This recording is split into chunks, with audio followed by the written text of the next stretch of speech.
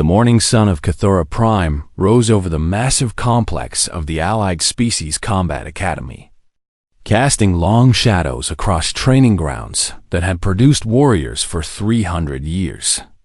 And Senior Instructor Vethrix of the Corallian species stood at the entrance of Lecture Hall 7, watching his newest batch of recruits file in through the curved doorway.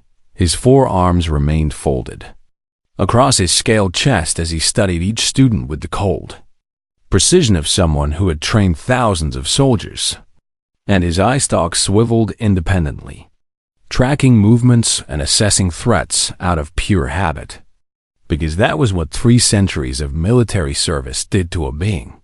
The Corallians were an ancient species, their bodies covered in thick purple scales that could deflect low-caliber weapons, and their forearms made them formidable in close combat. But Vethrix had long ago learned that true power came from knowledge, not physical strength, and that was why he had dedicated his life to teaching others how to survive. Today's class contained the usual assortment of species that made up the Galactic Alliance, and Vethrix noted each one as they took their seats in the amphitheater-style room. The Selvari arrived first, as they always did, their crystalline bodies catching the artificial light and throwing rainbow patterns across the walls. And they moved with careful precision because their silicon-based forms were beautiful but brittle, requiring them to compensate with advanced technology and tactical brilliance. Behind them came 3 Mothkin, their massive compound eyes constantly scanning the room for exits and threats, and their wings folded tight against their backs as they communicated in rapid clicks and whistles that Vethrix Translator struggled to keep up with a pair of Yushari skittered in next, their 8 legs carrying them to the back corner where they could watch everyone else. And their scales rattled nervously because the Yushari were prey species on their homeworld and had never quite lost that instinct. Even after achieving spaceflight, Vethrix had trained all of these species before, and he knew their strengths and weaknesses intimately. But his attention kept drifting to the empty seat in the 3rd row, the one that had been specially reinforced for a species the Academy had never hosted before. The human arrived exactly on time, neither early nor late, and Vethrix found himself staring despite his professional composure. Lieutenant Maya Chun walked into the room like she belonged there, her posture straight and her stride confident, and she wore the standard Academy uniform modified to fit her strange bipedal frame. With only 2 arms and 2 legs and skin so soft, it seemed impossible that she could survive even basic training. She was small by galactic standards, standing barely taller than the Yushari, and her body showed no obvious weapons or defenses, with no scales or armor plating or venomous spines. And her eyes faced forward like a predator, but her teeth were flat and blunt like a herbivore.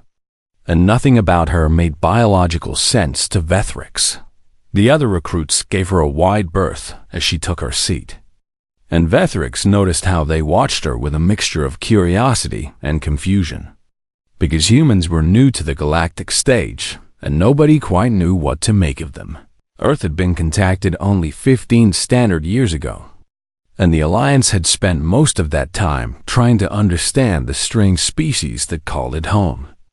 And the reports were contradictory and confusing, describing humans as both peaceful and warlike, both fragile and resilient, both primitive and innovative. Vethrix had read Lieutenant Chun's file 3 times before this class, and he still did not understand why the Alliance had insisted on including a human in the Academy's most advanced training program. Her physical test scores were mediocre at best, with strength and speed ratings that placed her in the bottom quarter of the class, and her natural defenses were essentially non-existent. And her species had no venom or poison or any other chemical weaponry to speak of. But her psychological evaluations were strange, showing resistance to stress and trauma that the evaluators had flagged as either exceptional or possibly inaccurate. And her tactical assessments were solid, if unspectacular. And there was a note in her file that simply said, "Recommend observation." Without any explanation, the human looked up and caught Vethrix staring at her. And she smiled in that peculiar way humans did, showing her teeth in what was apparently a friendly gesture rather than a threat display. And Vethrix felt his scales ripple with discomfort at the sight. He turned away and activated the central holographic display, deciding that the best way to handle this situation was to treat the human exactly like any other recruit, which meant pushing her until she either adapted or broke. "Welcome to advanced survival training," Vethrix announced, his vocal membranes vibrating with the authority of someone who had given this speech hundreds of times. "I am Senior Instructor Vethrix, and for the next 6 months, I will be teaching you how to stay alive in the most hostile environments the galaxy has to offer." The holographic display flickered to life, showing a rotating model of the known galaxy with red dots marking locations of particular danger, and there were many red dots, because the universe was not kind to the living. The Galactic Alliance spans 47 systems and includes 32 spacefaring species. And every single one of those species has survived, because they learned to adapt to threats that would have destroyed lesser beings. And you are here because your governments believe you have the potential to become elite operatives capable of functioning in any environment. Vethrix paused to let that sink in, and he noticed the human was taking notes on a small datapad, her fingers moving across the screen with quick efficiency. "Today, we begin with toxicology, because poison is the silent killer of the galaxy, and more operatives die from toxic exposure than from any other single cause. And if you cannot identify and survive chemical threats, you will not survive at all."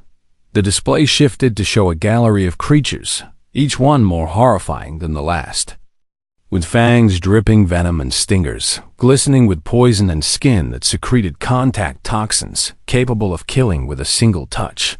"The galaxy is full of things that want to kill you," Vethrix continued, "and many of them do not even need to bite or sting to do so. And your first lesson is understanding exactly how outmatched you are against the natural chemical weapons that evolution has created." He looked directly at the human when he said this, expecting to see fear or at least concern on her strange flat face, but Maya-chan just kept taking notes, her expression showing nothing but polite attention. Vethrix felt his scales flush purple with irritation, because this human clearly did not understand the gravity of the situation, and he decided then that he would make sure she learned it before the day was over. The biocontainment wing of the academy stretched for nearly a kilometer beneath the main complex, and Vethrix led his class through corridor after corridor of reinforced glass and energy barriers, each section holding specimens that represented the deadliest creatures the galaxy had ever produced. The Salvari recruits moved carefully, their crystalline bodies reflecting the harsh laboratory lights, and the Mothkin kept their compound eyes fixed on every enclosure they passed, cataloging threats with the instinctive precision of their species, while the Yushari had begun trembling so badly that their scales created a constant, rattling sound that echoed through the sterile hallways. Maya-chan walked in the middle of the group, her hands clasped behind her back, and she studied each creature with what Vethrix could only describe as academic interest, showing none of the fear that the other recruits displayed. They passed a tank containing a Garathian acid worm, its segmented body producing a corrosive slime that could eat through starship hull plating in under an hour. And Maya leaned close to the glass to get a better look before one of the Mothkin pulled her back with a horrified clicking sound. "The glass is reinforced," Maya said calmly, "and the environmental seal is intact, so there is no actual danger from observation. The Garathian acid worm can sense body heat through barriers," the Mothkin replied, his translator rendering his clicks into flat synthetic speech. "And it becomes agitated when it detects potential prey." "Fascinating," Maya said. And she actually sounded like she meant it. Vethrix hurried the group along, irritated by the delay. And they continued past enclosures containing void spiders that could survive in hard vacuum. Neuroparasites that hijacked the nervous systems of their hosts, and temporal stalkers that existed slightly out of phase with normal space-time. Finally, they reached the demonstration chamber, a circular room with a central platform surrounded by tiered seating. And Vethrix directed the recruits to take their places while he moved to the controls. What you are about to see represents one of the most dangerous natural toxins in known space, he announced, and his eye stalk swiveled to ensure everyone was paying attention. And I want each of you to understand that this is not a simulation or an exaggeration. A section of the floor opened and a modest terrarium rose into view, containing a creature that seemed almost disappointing after the horrors they had passed in the corridors. The Zelkari spine serpent was no longer than a human forearm, its body coiled around a heating rock, and its scales shimmered with iridescent patterns of blue and green and gold that would have been beautiful if not for the clear warning they represented. This is a juvenile specimen, Vethrix explained. Fully mature adults can reach lengths of 3 meters, but even at this size, it possesses enough venom to kill everyone in this room several times over. The Yashari recruits had pressed themselves against the back wall, as far from the terrarium as the room allowed, and even the Selvari had shifted their crystalline bodies into more defensive configurations. Maya leaned forward in her seat, her eyes fixed on the serpent with obvious curiosity. The Zelkari spine serpent is native to the jungle moons of Zelkar 7, Vethrix continued, where it serves as the apex predator despite its relatively small size. And it achieves this status through the most sophisticated neurotoxin we have ever analyzed. He activated a robotic arm that descended into the terrarium with surgical precision, and the serpent struck at it reflexively, its fangs piercing a collection membrane that captured a single drop of venom. The liquid that appeared in the containment vial glowed a sickly green, luminescent with the chemical energy it contained. And Vethrix held it up for the class to see. 1 drop, he said slowly, making sure every word registered.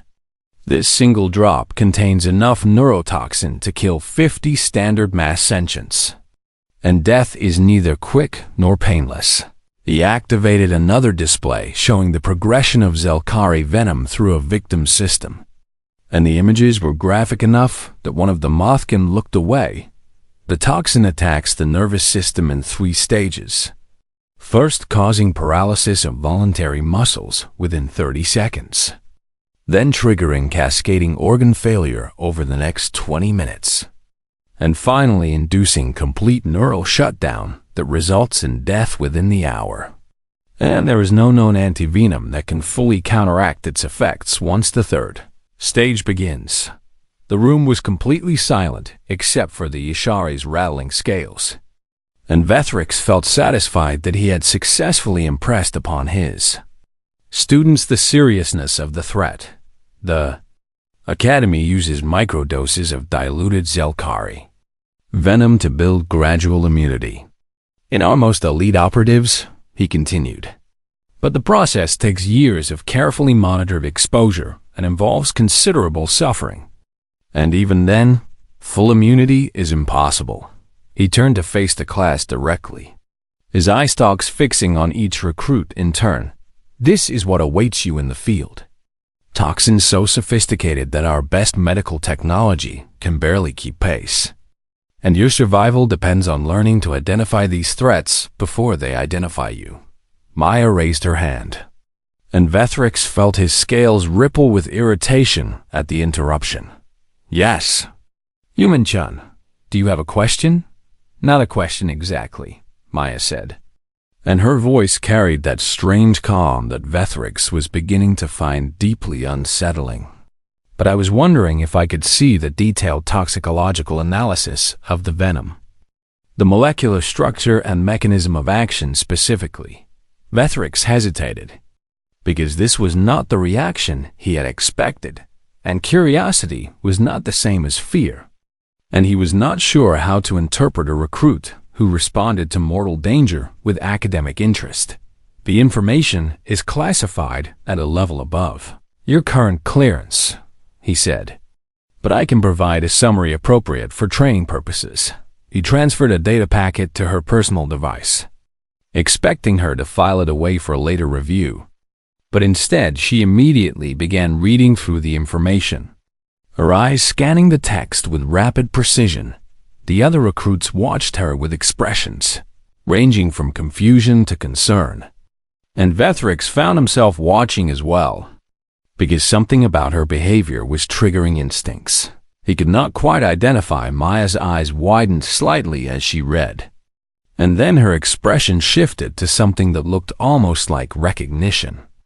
And then she did something that made Vethrix's neural processors stall completely.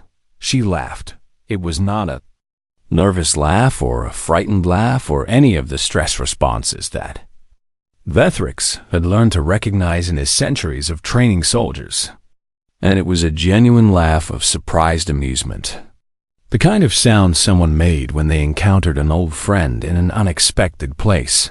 Human Chen, Vethrix said, and his voice emerged flatter than he intended because his mind was still trying to process what had just happened. You find something amusing about a toxin capable of mass casualties. Maya looked up from her datapad, seeming to realize that she had laughed out loud, and her expression shifted to something almost apologetic. I'm sorry, Instructor Vethrix, she said.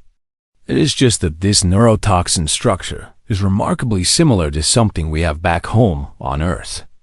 And seeing it here was unexpected. The room went very quiet. Similar, Vethrix repeated. And his eye stalks had gone rigid without his conscious control. You are suggesting that your homeworld possesses comparable toxic fauna. Maya's smile faded into something more serious. And when she spoke again, her voice carried a weight that made the other recruits shift uncomfortably in their seats. Instructor, I am not suggesting it, she said.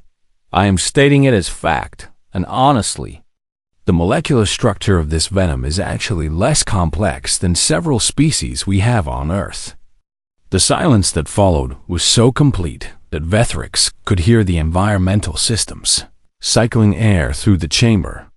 And for the first time in his 300 years of teaching, he had absolutely no idea what to say.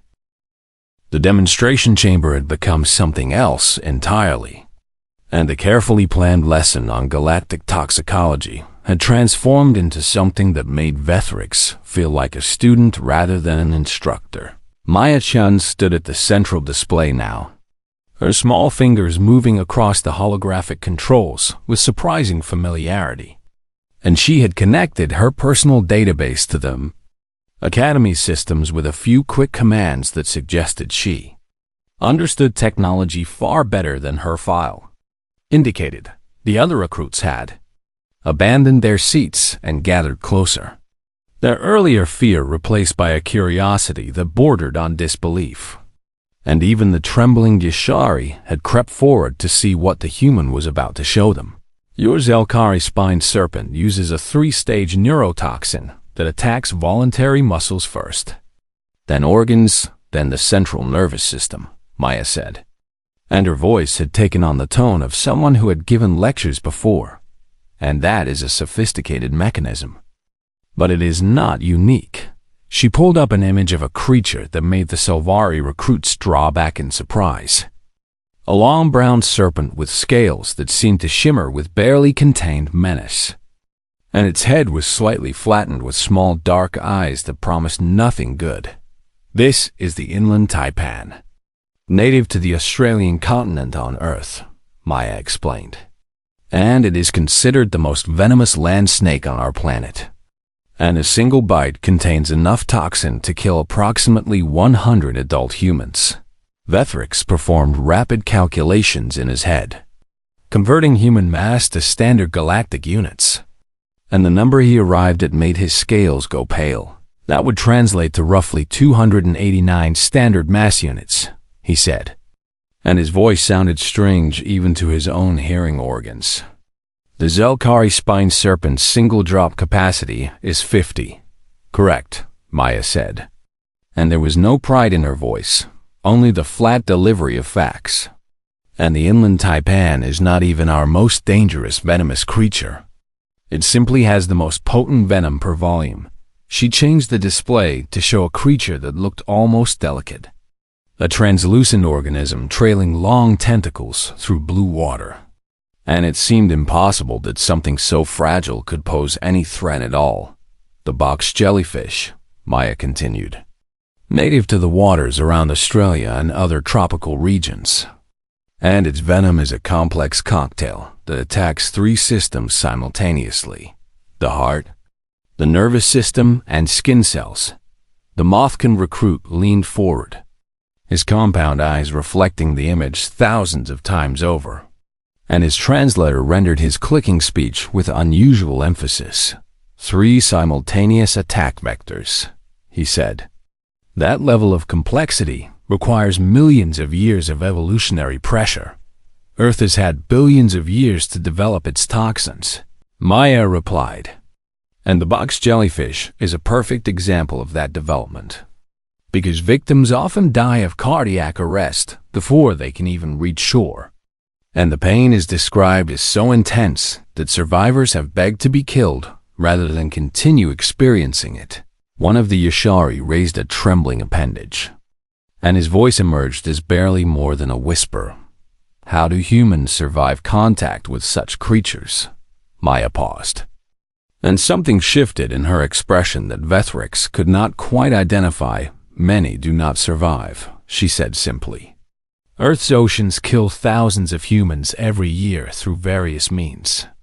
And the box jellyfish is just one of many aquatic threats we face. She pulled up more images in rapid succession. Cone snails with harpoon-like stingers that could penetrate diving suits. Blue-ringed octopuses whose bite caused paralysis within minutes. Stonefish that looked like rocks until someone stepped on them. And creatures that seemed designed by a malevolent intelligence to cause maximum suffering. Wait, one of the Selvari recruits said, and his crystalline body had taken on a pattern that indicated extreme confusion. You are showing us ocean creatures, but you said the inland taipan was a land snake. Does this mean Earth has lethal fauna in multiple environments? Maya actually smiled at this question. Though there was something dark behind the expression, every environment on Earth contains things that can kill humans, she said. Our oceans have venomous fish and jellyfish and mollusks. Our land has venomous snakes and spiders and scorpions and lizards. Our skies have insects whose stings can trigger fatal allergic reactions. And even our plants have developed toxins that can kill through mere contact. She pulled up an image of a bright green frog, tiny enough to fit on a human fingertip. And it looked almost cute with its large dark eyes. The golden poison dart frog, Maya said, small enough to hold in your hand. And one individual contains enough poison to kill 10 adult humans through skin contact alone. And indigenous peoples on Earth use this poison on their hunting weapons for thousands of years. Vethrix found his voice. Though it came out rougher than intended, your species weaponized a contact poison for hunting. We weaponized everything we could find, Maya said, and her tone remained completely flat, because that was how we survived. The room fell silent again, and Vethrix noticed that the other recruits were looking at the human differently now. Not with curiosity or confusion, but with something that looked uncomfortably close to fear. You keep saying survival, the Mothkin recruit observed. But your species has no natural defenses against these toxins. No scales or armor or chemical resistance. So how did humans survive long enough to develop technology? Maya was quiet for a moment, and when she spoke again, her voice carried a weight that seemed to press against everyone in the room. We survived because we refused to die, she said. When a snake bit us, we learned which ones were dangerous and taught our children to avoid them. When a jellyfish stung us, We learned to recognize their hunting grounds and stayed away. And when avoiding threats was not possible, we learned to treat the injuries and develop medicines to counteract the poisons. She pulled up a new display showing chemical formulas and medical procedures. Humans invented something called anti-venom over 100 years ago. She continued. And the process involves injecting small amounts of venom into animals until their bodies learn to produce antibodies. Then harvesting those antibodies to treat bite victims. That is essentially the same process we use to build immunity in elite operatives, Vethrix said slowly.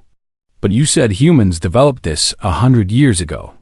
More than 100 years ago, Maya confirmed. And we have been refining the process ever since. Developing antivenoms for hundreds of different species. Creating treatments that can save lives even hours after exposure. The Silvari recruit who had asked about environment spoke again. And his voice had taken on a careful quality. You speak of survival as though it were a constant battle. As though every day on Earth presented lethal challenges. Maya turned to face him directly. And something in her eyes made even the crystalline being draw back slightly. Because it was a constant battle, she said. And it still is. She changed the display one final time, showing a blue and green planet floating in the darkness of space. Beautiful and peaceful from a distance. Earth looks lovely from orbit, Maya said. And the Alliance survey teams probably thought they were looking at a paradise world. But every single thing you see on that planet has been shaped by billions of years of competition. And everything alive there has either developed ways to kill or developed ways to avoid being killed. She turned back to Vethrix. And her expression held no humor anymore. You wanted to teach me about galactic toxins, Instructor, and I appreciate the education. But I think maybe we have more to teach each other than anyone expected. Vethrix found himself nodding slowly, because for the first time in 300 years, he was beginning to understand that the galaxy might be much more dangerous than he had ever imagined. And the danger had just walked into his classroom wearing a friendly smile. The instructor stalled when the human laughed. You call that Venom. The demonstration chamber had emptied of other recruits, and Vethrix had dismissed the class early. Because he could not concentrate on teaching while his mind processed everything the human had revealed. And now he sat across from Maya Chun in his private office. A space he rarely shared with students, the office walls displayed his achievements. Commendations from 30 different species. Awards for training excellence, holographic recordings of successful missions he had planned. And certificates that documented his 3 centuries of service to the Alliance. None of it seemed quite as impressive as it had that morning. Maya sat in the chair designed for visitors, her small form dwarfed by furniture built for larger species. And she held a cup of the Academy's standard nutrient beverage that she had politely declined to drink after smelling it once. You have more questions, she said. And it was not a question Vethrix SI stalks. Focused on her with the intensity of someone trying to solve a puzzle that refused to make sense. The toxins you described are disturbing, he admitted. But I have trained soldiers to handle chemical threats for 300 years. And dangerous fauna can be avoided or eliminated with proper preparation. So something else is bothering me about your species. Maya tilted her head slightly. A gesture that Vethrix had learned indicated curiosity in humans. What specifically is bothering you? Your file indicates that humans have no natural immunity to any of the toxins you described, Vethrix said slowly.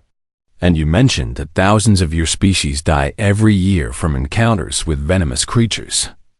Yet you spoke of these threats as though they were merely inconvenient rather than existential. Maya was silent for a moment. And then she nodded as though he had passed some kind of test. You are asking the right question, Instructor. Because venom is actually one of the smaller problems humans face on Earth. Vethrix felt his scales ripple with something between disbelief and dread. Smaller problems. Much smaller. Maya confirmed. And she set down the untouched beverage cup. The venomous creatures kill thousands per year, which sounds like a lot until you compare it to what else kills us. She pulled out her personal datapad and connected it to the office display. And Vethrix did not stop her because he needed to understand. Venom is a threat you can see coming, Maya explained. You can learn to recognize dangerous animals, avoid their habitats, and treat bites quickly if they occur. But the things that have killed the most humans throughout our history are invisible. The display showed images that made no sense to Vethrix at first. Tiny shapes magnified thousands of times. Spheres and rods and spirals that looked almost abstract. These are bacteria and viruses, Maya said. Microscopic organisms so small that humans did not even know they existed until a few hundred years ago. And they have killed more of us than every war, every predator, and every natural disaster combined. Microscopic organisms, Vethrix repeated. You mean parasites? Some of them, yes. But many are much worse than parasites, Maya replied. A parasite wants to keep its host alive because a dead host provides no benefit. But bacteria and viruses often do not care whether we survive because they can spread to new hosts before we die. She pulled up historical data that made Vethrix's SI stalks go rigid with shock. In the 14th century by our calendar, a bacterial disease called the Black Death killed between 75 and 200 million humans across Europe and Asia, Maya said, and her voice remained completely flat as though she were discussing weather patterns. That was roughly 30 to 60% of the European population at the time. 30 to 60%, Vethrix breathed. That would be considered an extinction-level event for most species. Humans are difficult to make extinct, Maya said simply. We kept going. She changed the display to show more data. Flu pandemics that killed tens of millions. Smallpox outbreaks that devastated continents. Tuberculosis that slowly suffocated billions over centuries. And malaria that still killed hundreds of thousands every year. But here is what makes humans truly different, Maya continued. And she leaned forward with an intensity that made Vethrix unconsciously lean back. We did not just survive these invisible killers. We learned to fight them. You develop medicines, Vethrix said.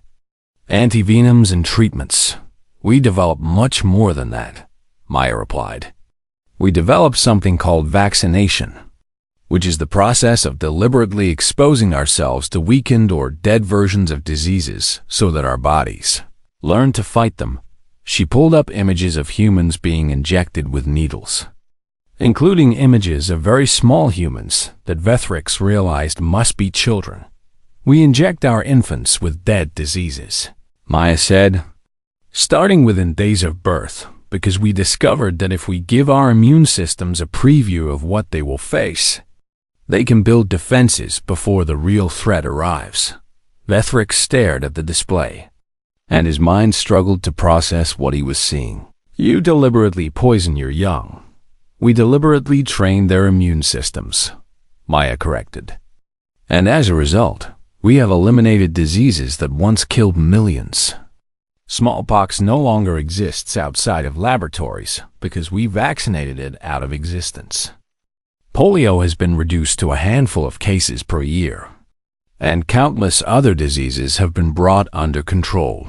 This is essentially the immunity training we provide to elite operatives, Vethrix said slowly. But you do it to all of your young. To virtually all of them, yes, Maya confirmed. And this is just the beginning.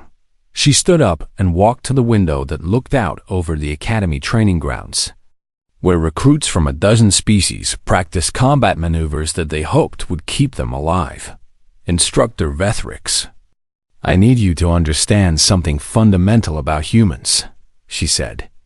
And her reflection in the glass showed an expression he could not read. We evolved on a planet that tried to kill us every single day. Not with obvious threats like giant predators or extreme temperatures, but with invisible armies that invaded our bodies and turned them against themselves.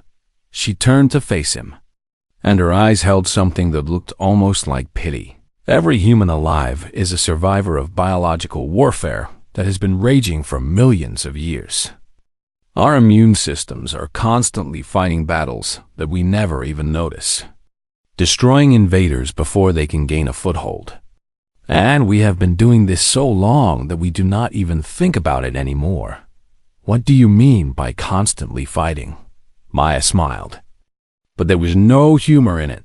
Right now, as I stand here talking to you, my immune system is probably destroying several hundred bacteria that have entered my body through my skin, my mouth, and my eyes, and if any of them were to succeed in establishing themselves, I would develop symptoms that my body would use to try to purge the infection. Fever to make my internal environment hostile to invaders. Inflammation to bring more immune cells to the site.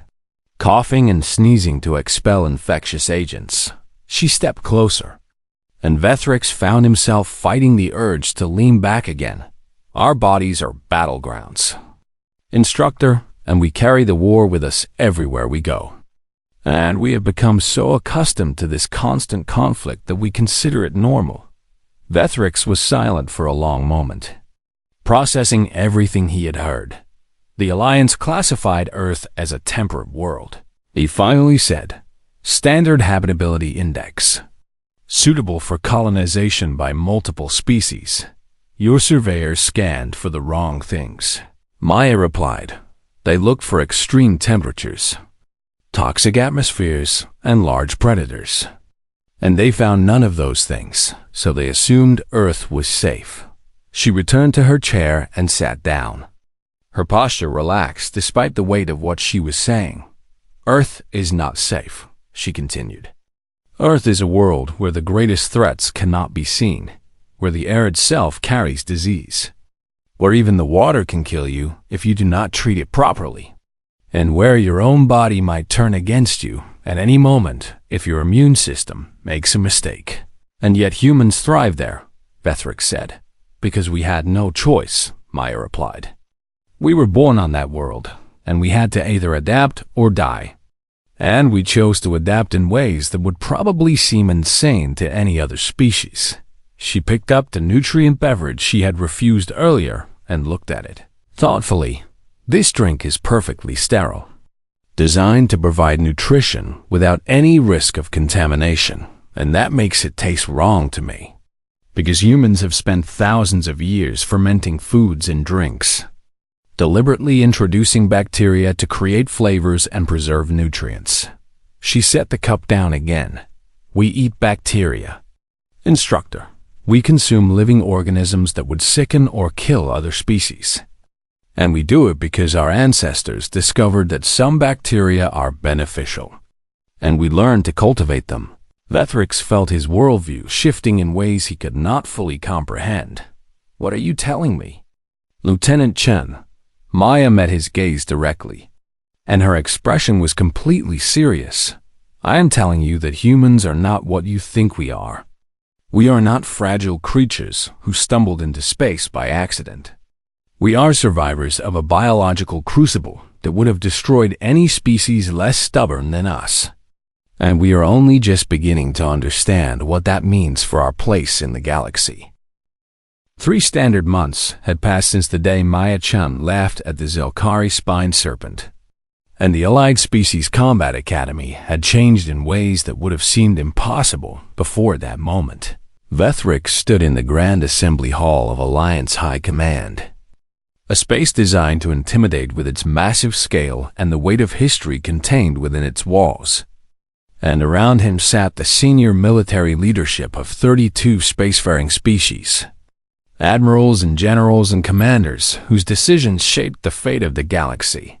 The holographic display behind him no longer showed the galaxy's deadliest creatures, and instead it showed a single blue and green planet that had become the most discussed topic in Alliance intelligence circles.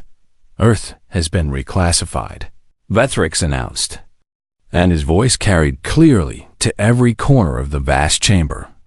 previous categorization was standard habitable with a priority rating of 7, suitable for colonization and resource extraction. He paused to let that sink in. New categorization is high-threat death world. Category 7, with all associated protocols now in effect. A murmur rippled through the assembly, and one of the Corallian admirals rose from her seat with scales flushed in confusion. Category 7 does not exist, she said. The threat classification system only extends to Category 6, and that designation has only been applied to 3 worlds in the history of the Alliance.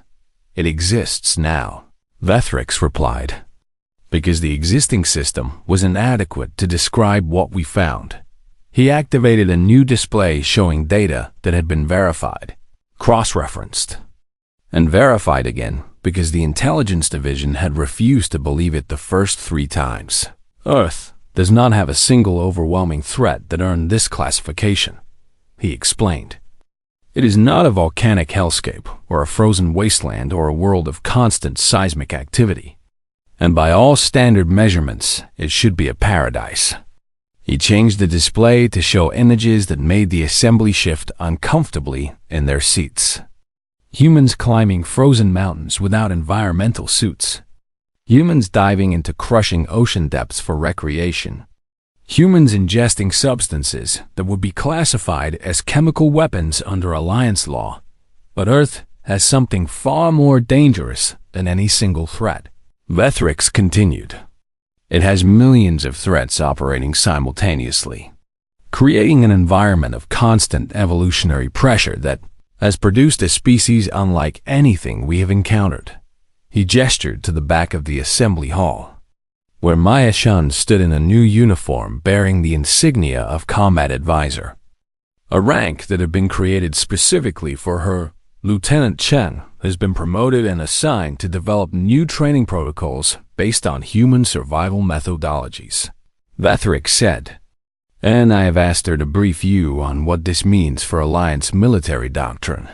Maya walked to the front of the chamber, her small form dwarfed by the massive space. And yet every eye in the room tracked her movement with an attention that bordered on wariness. Thank you, Instructor Vethrix, she said, and her voice was calm and professional, despite the weight of 32 species watching her. I understand that what you have learned about Earth may be disturbing, and I want to assure you that humans have no hostile intentions toward any Alliance member. She activated her own display, showing images of human history that made several delegates physically recoil. But I also want you to understand what humans are, and why we might be valuable allies in the conflicts to come. The display showed humans fighting wars with weapons that progressed from sharpened stones to nuclear devices. Humans surviving famines that lasted decades. Humans rebuilding cities destroyed by natural disasters. Humans exploring environments that killed most who attempted the journey. Humans do not give up, Maya said simply. It is perhaps our defining characteristic as a species, because we cannot afford to give up. Because giving up on Earth means death. She changed the display to show medical procedures that made the Yashari delegate look away. We cut each other open to repair damage, she continued. We replace failed organs with organs from other humans or with mechanical substitutes. We poison ourselves with chemicals that kill fast-growing cells in order to destroy cancers. And we inject our children with dead diseases to teach their bodies how to fight. The Selvari delegate raised a crystalline hand.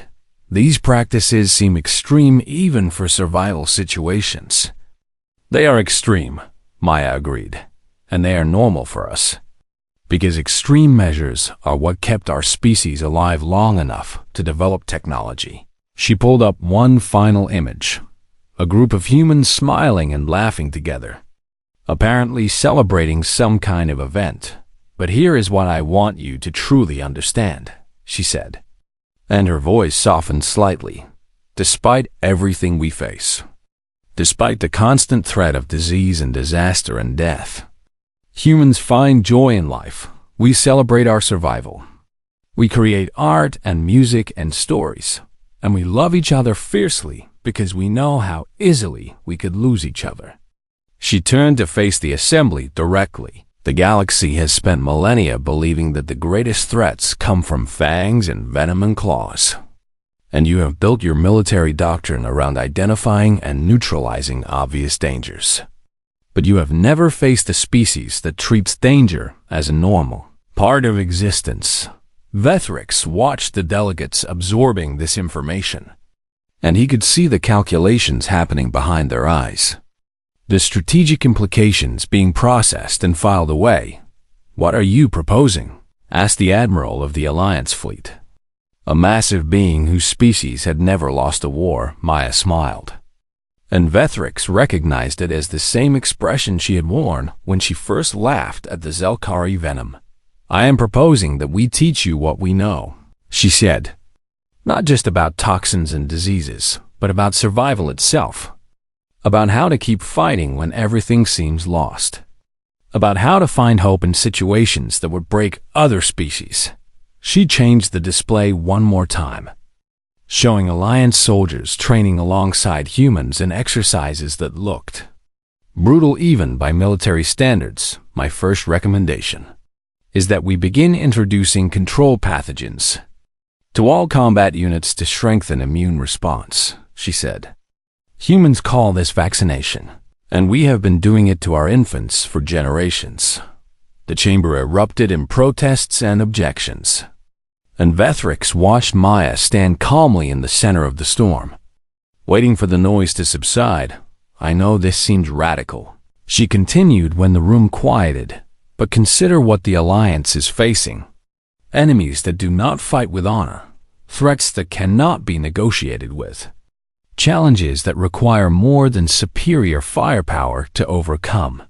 She looked around the room, meeting the eyes of delegates from species that had been spacefaring for millennia before humans learned to make fire. "You invited humanity to join the Alliance because you saw potential in us," she said. "But I do not think you understood what that potential truly means. We are not valuable because we are strong or fast or naturally deadly. We are valuable because we have spent our entire existence learning to survive against impossible odds." She paused, and when she spoke again, her voice carried the weight of human history. "The galaxy is dangerous, and it is only going to become more dangerous as the Alliance expands and encounters new threats. And you need allies who will not break when things become difficult, allies who know how to endure, allies who look at death itself and say, 'You have to try harder than that.'" The assembly was completely silent, and Vethrix found himself thinking about everything he had learned in the past 3 months. Everything that had challenged his assumptions about strength and survival and what it truly meant to be dangerous. Maya-chan stood at the center of galactic power, a representative of a species that had no armor or venom or claws. And yet every being in that room was watching her with something that looked very much like respect. "Humans are not the strongest species in the galaxy," Maya concluded. "We are not the fastest or the most technologically advanced or the most numerous. But we are the most stubborn, and in a universe that seems determined to destroy all life, stubbornness might be the greatest weapon of all." She stepped back from the display and returned to her place at the back of the hall. And Vethrix watched the delegates begin to discuss what they had heard. Arguments and counter-arguments flying back and forth in a dozen languages. But he noticed that none of them were dismissing the human anymore. And none of them were questioning whether humanity belonged among the stars. The galaxy had changed the day a human laughed at, what should have been terrifying. And Vethrix suspected it would never change back. Because now the universe knew what Earth had created. And what Earth had created was something that refused to die. He looked at Maya-chan, who caught his gaze and smiled that strange human smile that showed teeth.